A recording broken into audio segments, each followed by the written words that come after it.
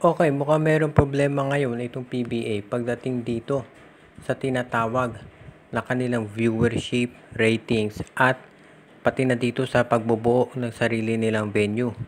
Alam natin na isa sa mga issue ngayon sa PBA ay yung mababang attendance ng mga nanonood pag sa mga live games.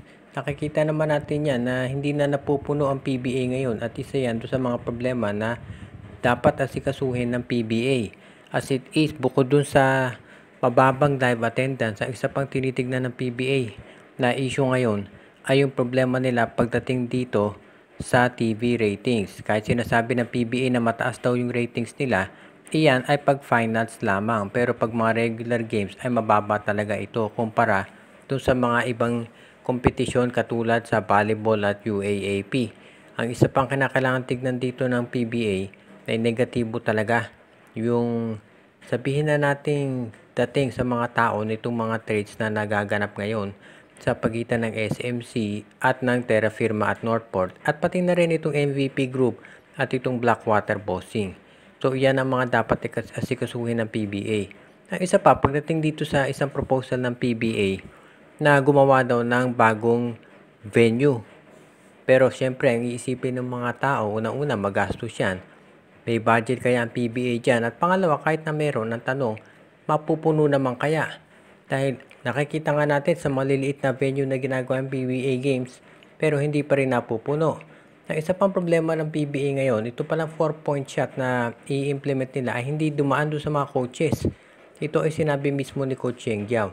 So syempre, malaking bagay yan dahil pakikagagawa ng rules na makakaapekto doon sa buong PBA pero hindi mo man lang idadaan o i-consult yung mga coaches na siyang maapektuhan nito.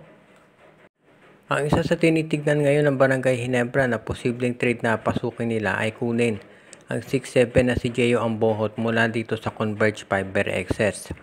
Itong si Gio Ambohot ay matagal lang nasa trading block ng Converge pero hindi magkasundo sa ibang teams pagdating sa asking price at yan ang dahilan kung bakit hanggang ngayon ito ay nananatili pa bilang Fiber Xer. Pero ang balita ay ready na talaga ang Converge na bitawan ang nasabing stretch 4. Marami na kasing big men ang Converge na nagagamit nila ngayon so talagang mawawalan na ng playing time ito si Ambohot lalo na sa pagdating nitong si Justin Baltasar at syempre itong si Ben Phillips yan yung ibang mga big men na nakuha ni Coach Aldin Ayos sa draft. So, ang Ginebra ngayon gusto nilang kumuha ng isang big man. Kaya tignan natin kung ano mangyagagawa dito ng Barangay Ginebra sa ngayon. And of course, makikita rin natin na itong Barangay Ginebra kapag nakuha nila si Gio Ambohot, mas maganda dahil magkakaroon sila ng additional big man. Dahil itong kay Ben Adamos, hindi pa tayo sigurado kung ano ang magiging performance niyan. Dahil nagpalipat-lipat na to ng teams at medyo nag-i-struggle talaga. Plus bata pa to si Ambohot at sa height niya na 6'7 at may 3-point shot, makatutulong ito sa Barangay Ginebra. Kaya sa tingin ko magiging magandang asa dito para kay Coach Tim Cone kung sakasakali. Isa pa nga pala dito sa Ginebra, nanalo sila doon sa exhibition game nila kontra Taiwan kung saan nagpakitang gilas itong si RJ Abarientos. Naka 20 points ito at naka-score ng crucial 3-point shot na kinailangan ng Barangay Ginebra para sila ay manalo. Kaya sa tingin ko itong Barangay Ginebra, magandang pangitain niya dahil hindi pa nga naglaro si Scottie Thompson sa game na yon. Kaya kahit sabihin pa natin exhibition yan, at least nakita natin mukhang nagkakaroon na ng chemistry itong si RJ Abarientos, si Stephen Holt at yung iba pang mga bagong players na nakuha ni Coach Tim Cone. At kung makukuha nila si Ambohot, lalong gaganda yung lineup nitong Ginebra. Ang balita naman natin dito sa San Miguel Beer sa ngayon ay titignan daw nila kung maaakwa nila itong si Jimmy Andapag para maisama dito sa kanilang coaching staff. Hindi pa ito magiging head coach ng San Miguel kung sakasakali pero gusto ro itong kunin ng San Miguel para just in case na maisipan nila na magpalit ng coach ay magagamit nila ang nasabing dating player.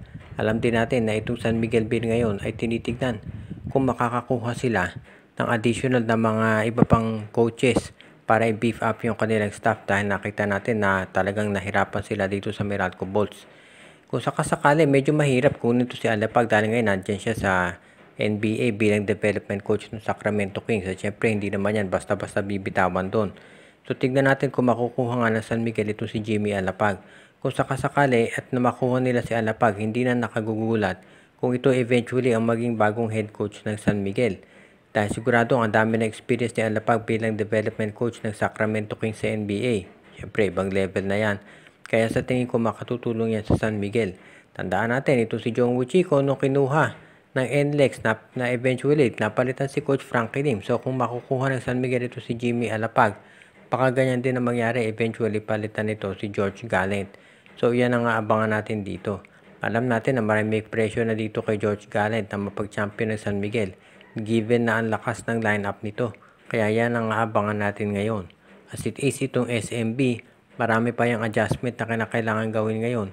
At mukhang itong mga trades na SMB hindi pa rin natutuloy dahil marami pa silang mga tinitignan mga posibilidad. So bukod dito sa mga players ay pati na itong coaches ay magdadagdag din sila, at kung sakasakali magiging magandang addition si Jimmy Alapag dito sa coaching staff ng San Miguel, at malay nga natin eventually palitan yan itong si Coach George Gallant. Ang balita naman dito sa Magnolia Chicken Templados ay nag-entertain pa rin sila ng mga offers para dito sa iba nilang players, katulad itong sila Rom De La Rosa at itong si Jackson Corpus at iba pa. Gusto raw kasing tignan itong Magnolia Chicken Templados kung mag-aalis nila ang mga nasabing players at masasama sa mga trades.